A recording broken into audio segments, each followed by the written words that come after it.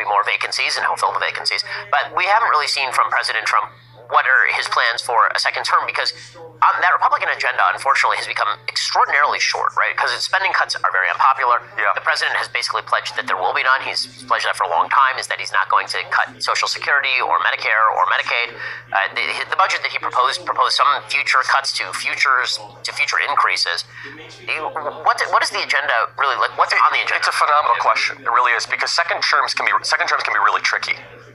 The second term of George W. Bush was a disaster. It just was. It was mismanaged. There was no clear vision. And from what here's what gives me confidence, though, is that the White House is getting to a place where it's working as well as it ever has. And I can tell you that from Jared Kushner to people that are back in the White House that are not spying and leaking on the President of the United States, where you have disloyal people that are writing books and trying to counter him. I don't like any of that. I think it's nonsense, and I think it's garbage. I think that you serve the President of the United States, who's a vessel of the American people. You're not there to try to leak or to try to earn goodwill with journalists. So I have confidence that in the second term of this presidency, that you're going to have a better working, functional White House than you did in the beginning stages of the first term. But you need some really big agenda items.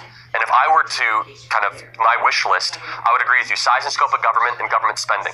We got to get back to the Tea Party movement of deficit hawks. We just have to. We have to have harsh government spending, and we got to get this under control, because you and I are both going to either experience hyperinflation or anemic economic growth or uncompetitiveness if we don't get our spending under control. And that's what originally got me fired up about Barack Obama, was the amount of debt. And I know President Trump has submitted budgets that do have some spending cuts, but Congress is not taking them seriously at all. And I think Mick Mulvaney being in the White House is a positive thing, because he is a deficit hawk and he is a debt hawk. The second thing is immigration. If we do not build the southern wall and start deporting foreign nationals that are in our country, we're going to be in a lot of trouble. I really believe that. And this whole idea of comprehensive immigration reform, that's a talking point, I think, of the left and the soft right, just to try to get amnesty for a bunch of people so they can vote for Democrats in the future. So I don't know how you're going to work with Congress on that, but that's going to be something that has to be addressed. I think the third issue is taking on the tech companies. That doesn't mean that has to be a huge amount of regulation. I don't know what it looks like, but if I have to say one of the top issues in the conservative base is censorship, and is the tech companies just acting as if they're total authoritarians in our country. And I'm hesitant for government regulation. As a free market guy, I actually think regulation could help the very people that I'm critiquing more than not. It could actually be a shield for the monopolies. But he has to do something about that in his second term. Okay, so looking forward beyond Trump, and I know that that's nearly impossible, because Trump is not only the lodestar of sort of all politics right now, the gravitational center. He's the black hole of all media attention, right? Everything not only revolves around, but is sucked into it. And so it's hard to foresee a future in which President Trump either is not president or is not sort of the directing force in the Republican Party. But you're 26. Yeah. I mean, President Trump is how old? 74?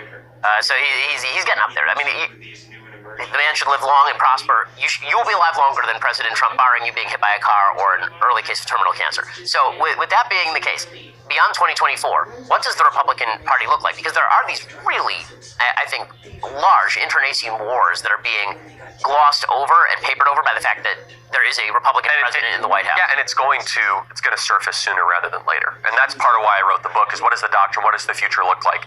You're starting to see it right now between common good conservatism and right-based conservatism. And I genuinely see both sides of the arguments, and it depends on the issue. I sympathize with one side over the other, all depending on it. But that's going to be a huge debate going into the future. But I think that couple things that the Republican Party or the conservative movement can take away from President Trump, which is take the populace that you represent really seriously.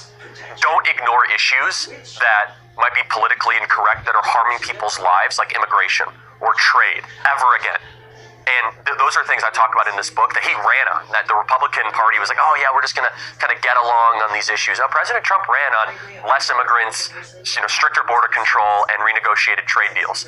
I don't want the Republican Party to go back to be the party of the ruling class. I don't want a party of Mitt Romney. I don't want the party of Lake Champlain on Labor Day. Like, that bothers me. Where it's just an elitist party, where it's just the same people circulating the same sort of elitist talking points. I want to be the party of the people that shower before work and shower after work. I want to be the party where labor unions think the Republican Party stands for them too. And we can have disagreements on how labor unions raise the cost, and I think there's some validity to that. But totally disenfranchising labor in our country, I think, was a big mistake, and President Trump, I think, proved that. I don't want to be the party of the Rockefeller, Romney, Bush, kind of philosophy. And I think those arguments are going to play itself out. tremendously. And I think that where rights-based conservatism has really, really good points, which is you only got one gun, you make this point, right? Don't ever do anything with this gun you don't want someone on the left to do. Awesome point. Where common good conservatives make the point, which is we have a declining culture and country right now and people that are really suffering. Why are we not doing more to help them right here, right now? Both have validity. They're going to play itself out, and I think it's going to be, pretty heated, to be perfectly honest with you. And to your point, President Trump being the anti-leftist president has kind of kept all of that at bay. But post-Trump, whatever that looks like, if he gets reelected, January of 2021, you are going to have a jump ball, to use a basketball analogy, the likes of which the conservative movement has not seen since the time for choosing speech Ronald Reagan back that he gave at the convention.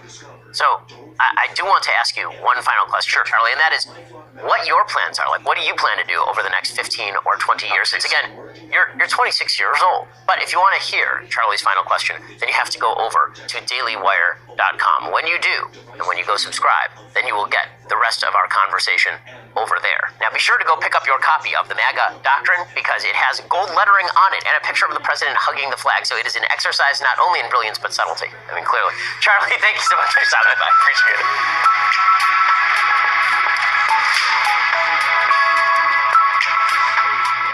The Ben Shapiro Show Sunday Special is directed by Mike Joyner and produced by Mathis Glover. Executive producer Jeremy Boring. Associate producer Katie Swinnerton. Post-production is supervised by Alex Zingaro.